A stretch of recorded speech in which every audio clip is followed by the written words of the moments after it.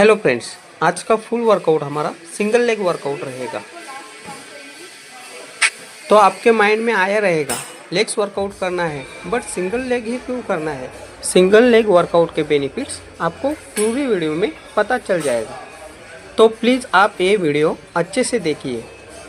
ये है हमारा फर्स्ट वेरिएशन का फर्स्ट सेट। फर्स्ट वेरिएशन में हम स्मिथ मशीन पे स्टैटिक लंजेस करेंगे। फर्स्ट सेट में हम ईच लेग 6 रिपीटिशंस करेंगे। ये है हमारा सेकेंड सेट। सेकेंड सेट में हमें वेट इंक्रीज करना है और हमें यह ध्यान देना है कि दोनों लेग्स के रिपीटिशंस एक ही अटेम्प्ट में कंप्लीट करना है। सेकेंड सेट में भी हम ईच लेग 6 रिपीटिशंस करेंगे।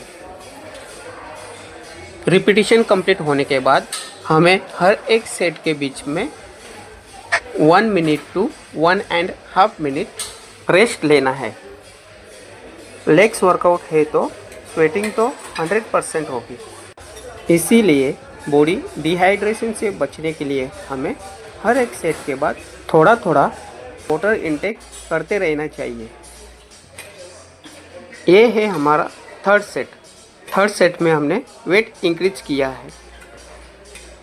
आप आपके स्ट्रेंथ के हिसाब से हर एक सेट में वेट इंक्रीज कर सकते हैं। थर्ड सेट में भी हमें ईच लेग 6 रिपीटिशन ही करना है। तीनों सेट होने के बाद हमें 2 से 3 मिनट का रेस्ट लेना है।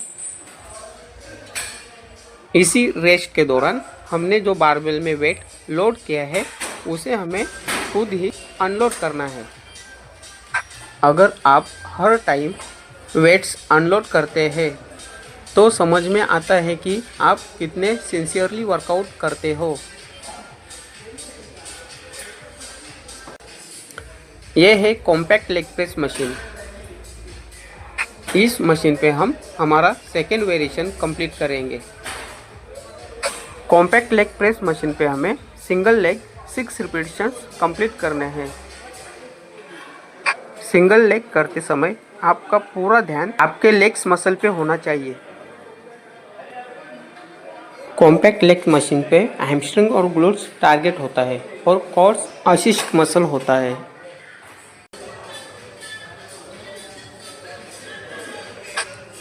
कॉम्पैक्ट लेग मशीन हेवी होने के कारण सेकेंड सेट में हमने वेट इंक्रीज नहीं किया है, इसीलिए सेकेंड सेट में भी हमें ईच लेग 6 रिपीटिशंस करना है। सिंगल लेग वर्कआउट करते समय हमें ये भी ध्यान में रखना है कि हमारी मूवमेंट जर्की मूवमेंट ना हो। जर्की मूवमेंट के कारण नी इंजरी और हिप इंजरी के चांसेस बढ़ सकते हैं।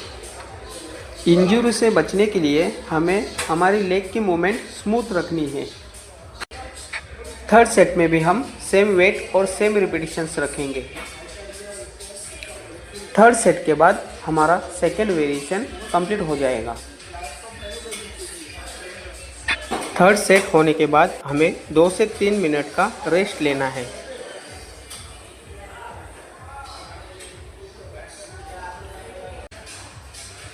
थर्ड वेरिएशन के लिए मैं यूज़ करूँगा V squat machine. V squats machine पे हमें दोनों लेग का डिस्टेंस हिप विड्थ रखना है। जिस तरह से हम स्टेप अप करते हैं वी स्क्वाट्स मशीन पे, उसी तरह से स्टेप अप करना है। स्टेप अप करते समय आपको ये ध्यान रखना है कि आपका हिप बेंच से फुल्ली सपोर्टेड रहेगा, यानी कि आपका हिप बेंच से आगे आना नहीं चाहिए। इसी तरह से हम दोनों लेग के 6 रिपीटिशंस करेंगे। अगर आप बिगिनर या फिर इंटरमीडिएट हो तो आपको लाइट वेट रख के रिपीटिशंस ज़्यादा करने हैं। वी स्क्वाट मशीन पे हमारी कोर एक्टिव नहीं रहेगी। इसका मतलब यह है कि हमें सिंगल लेग वर्कआउट करने के लिए स्टेबिलिटी की ज़रूरत नहीं पड़ेगी। ये है सेकेंड सेट। सेकेंड सेट में मैं ईच लेग 4 रिपीटिशंस करूँगा। सेकेंड सेट में आप वेट इंक्रीज कर सकते हैं। अगर आपको नी जॉइंट का प्रॉब्लम है तो आपको यह एक्सरसाइज नहीं करना है।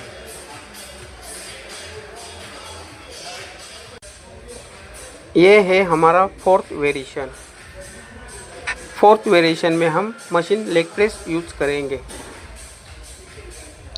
फर्स्ट सेट में हमें लाइट वेट रखना है और फॉर्म टेक्निक के लिए हमें लेग प्रेस मशीन पे दोनों लेग हमें हिप विथ रखने हैं। फिर वेट को लिफ्ट करना है। वेट लिफ्ट करने के बाद हमें सिंगल लेग नीचे लेना है और दूसरे लेग से हमें रिपीटिशंस कंप्लीट करने हैं।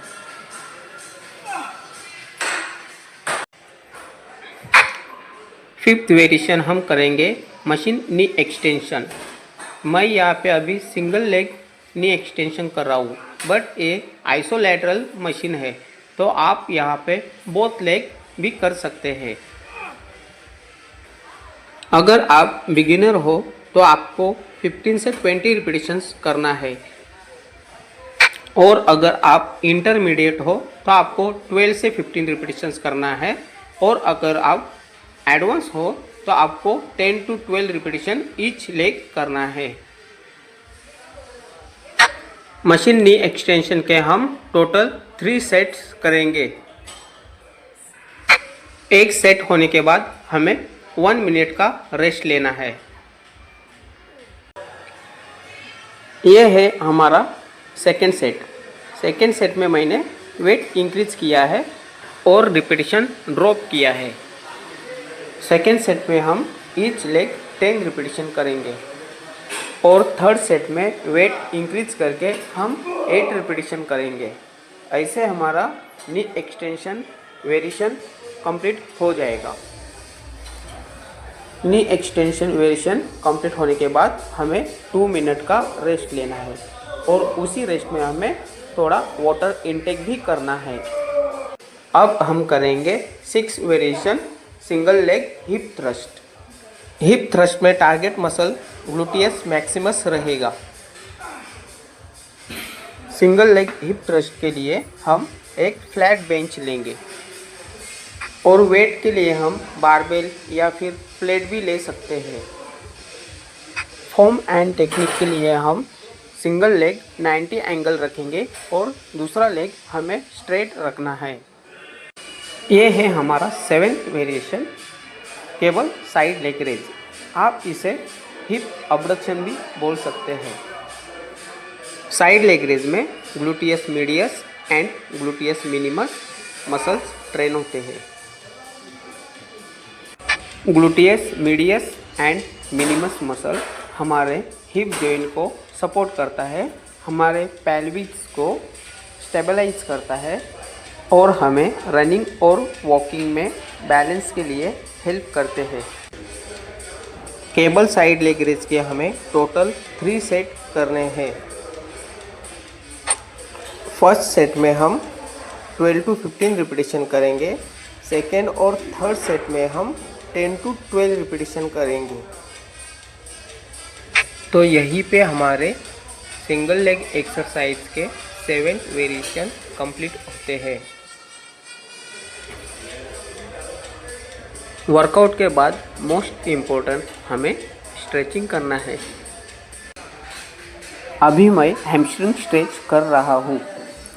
हैमस्ट्रिंग स्ट्रेचिंग अच्छे से होने के लिए हमें each leg 2 time 10 to 15 second hold करना है। स्ट्रेचिंग के बहुत सारे बेनिफिट्स हैं, जैसे कि स्ट्रेचिंग की वजह से हमारे मसल्स फ्लेक्सिबल हो जाते हैं और वर्कआउट के दौरान हमारे इंजरी के चांसेस बहुत कम हो जाते हैं और हमारी रेंज ऑफ मोशन बढ़ने के लिए हेल्प होती है। हमारा बॉडी पोस्चर परफेक्ट हो जाता है, मसल्स का ब्लड फ्लो बेटर हो जाता है। अब जो मैं कर रहा हूँ ये ग्लूट स्ट्रेचिंग है। ग्लूट हमारे बॉडी का बिग मसल है। हमें हर एक मसल की स्ट्रेचिंग 2 टाइम करना है और 10 to 15 सेकेंड होल्ड रखना है। अगर आपको फास्ट मसल फ्लेक्सिबिलिटी बढ़ानी है तो आप दिन में 2 से 3 बार भी स्ट्रेचिंग कर सकते हैं। ग्लू स्ट्रेचिंग आप बेंच सपोर्ट लेके कर सकते हैं या फिर आप फ्लोर पे भी कर सकते हैं। ये स्ट्रेचिंग इनर थाई के लिए है। अगर आपके जिम में स्ट्रेचिंग बेंच नहीं है तो आप बटरफ्लाई स्ट्रेचिंग कर सकते हैं। इनर थाई स्ट्रेचिंग अगर आप रेगुलर करते हो तो आपके स्क्वाट की रेंज ऑफ मोशन बढ़ जाएगी और आपकी इंजरी की चांसेस भी कम हो जाएगी। इनर थाई स्ट्रेचिंग होने के बाद हम करेंगे क्वाड्रिसेप्स स्ट्रेचिंग। यहाँ पे भी हमें same each leg 2 time 10 to 15 second hold रखना है। जिस तरह हम वर्कआउट को इम्पोर्टेंस देते हैं उसी तरह हमें स्ट्रेचिंग को भी इम्पोर्टेंस देना है। तो यहाँ पे हमारा 1 day single leg workout complete होता है। Thank you for watching.